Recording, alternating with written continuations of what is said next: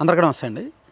So ఇప్పుడు విజయవాడ నగరాన్ని విజయవాడ మహానగరంగా మార్చడానికి ప్రభుత్వం కొంత ప్రపోజల్స్ రెడీ చేసింది.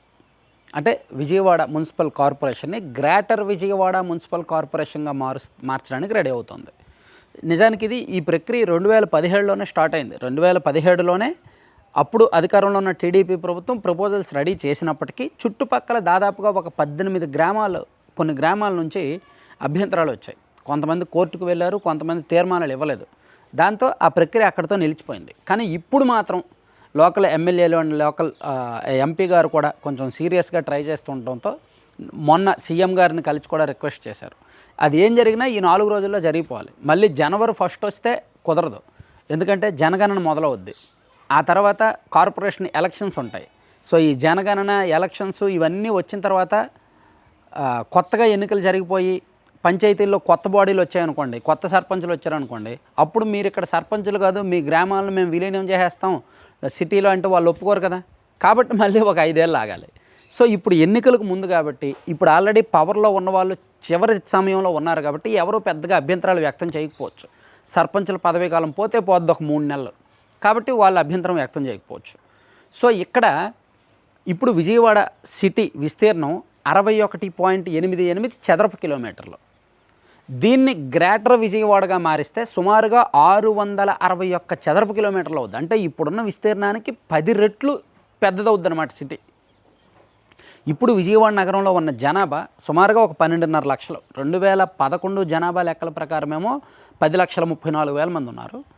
ఇప్పుడు ఈ 15 ఏళ్ళలో దాదాపుగా ఒక 3-4 లక్షలు పెరుగుంటారు. కాబట్టి అరౌండ్ ఒక 13.5-14 లక్షలు ఉండొచ్చు విజయవాడ సిటీలో. ఆ చుట్టుపక్కల ఉన్న గ్రామాలతో కలుపుకుంటే గ్రేటర్ విజయవాడగా మారితే జనాభా సుమారుగా 30 లక్షల వరకు అవుద్ది, చుట్టుపక్కల ఉన్న గ్రామీణ ప్రాంతాలలో విలీనం అయ్యాక. సో ఇలా విలీనం జరిగిన తర్వాత గ్రేటర్ విజయవాడగా మారిన తర్వాత పరిపాలనా సౌలభ్యం, అడ్మినిస్ట్రేషన్ ఈజీ అవుద్ది, డెవలప్మెంట్ ఈజీ అవుద్ది. సో ఈ చుట్టుపక్కల ఉన్న మున్సిపాలిటీ పంచాయతీల కంటే చుట్టుపక్కల మైలవరం ఒక మున్సిపాలిటీ ఉంది అండ్ తాడిగడప మున్సిపాలిటీ ఉంది. ఈ 2 మున్సిపాలిటీలు కూడా విజయవాడలో కలిసిపోతాయి. అలాగే ఆ చుట్టుపక్కల ఉన్న దాదాపుగా 53 గ్రామ పంచాయతీలు విజయవాడ సిటీలో కలిసిపోతాయి అన్నమాట. ఇంకా అన్నీ కూడా కార్పొరేషన్ లిమిట్స్లోకి వచ్చేస్తాయి. అక్కడ డివిజన్లు పెరుగుతాయి. ప్లస్ అక్కడ కూడా కార్పొరేషన్ ఎలక్షన్స్ జరిగినప్పుడు ఆ ప్రాంతాల్లో కూడా దానికి ఒక డివిజన్ ఉంటుంది. ఆ డివిజన్లో కార్పొరేటర్ ఎన్నిక జరుగుద్ది అనమాట. సో ఇక మీదట పంచాయతీ ఎన్నికలు పంచాయతీలు వార్డు మెంబర్లో కాకుండా విజయవాడ నగరపాలక సంస్థ ఎన్నికలు జరిగినప్పుడే అక్కడ కార్పొరేషన్లో డివిజన్ ఎలక్షన్స్ జరుగుతాయి. సో ఇంతకీ ఏ గ్రామాలు అంటే సుమారుగా గన్నవరం నియోజకవర్గంలో 31 గ్రామాలు ఉన్నాయండి.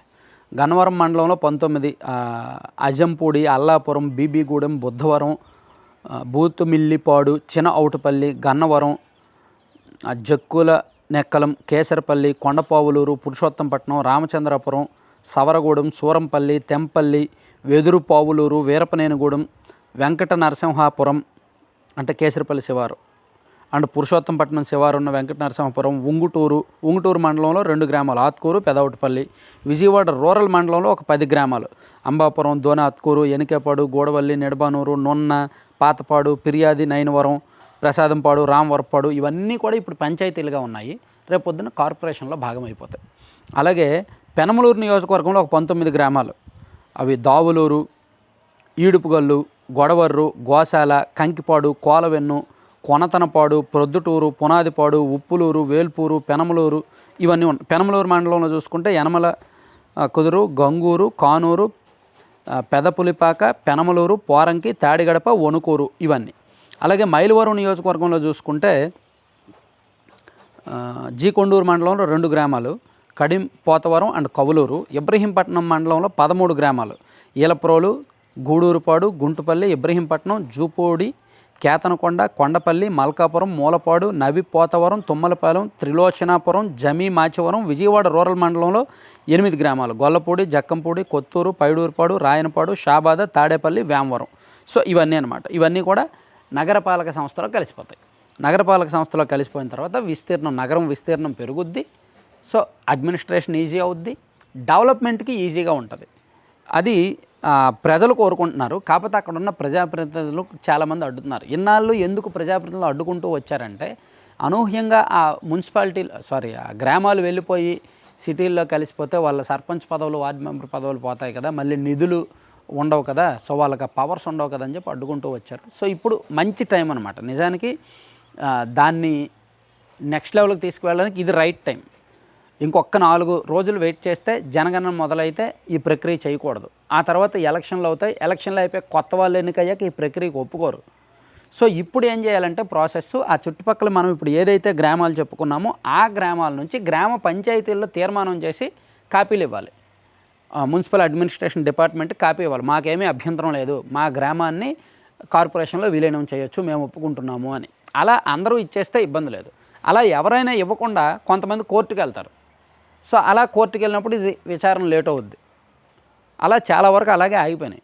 వన్స్ ఇది కోర్టుకు వెళ్ళిందంటే మున్సిపల్ ఎన్నికలు ఆగిపోతాయి, పంచాయతీ ఎన్నికలు కూడా ఆగిపోతాయి. అలాగే కందుకూరు అలాగే ఆగిపోయినాయి. దాదాపుగా 10 ఏళ్ల నుంచి అక్కడ మున్సిపల్ ఎన్నికలు జరగట్లే కందుకూరులో, ఎందుకంటే ఇలా ఈ విలీనం ప్రక్రియ ఆగిపోవడం వల్లనే. అలాగే విశాఖపట్నంలో విలీనం చేసిన తర్వాత కొన్ని గ్రామాలు ఒప్పుకోకపోవడంతో ఆ గ్రామాలను వదిలేసి ఇంక వాళ్ళు యాజ్ యూజువల్ గ్రేటర్గా చేసుకున్నారు.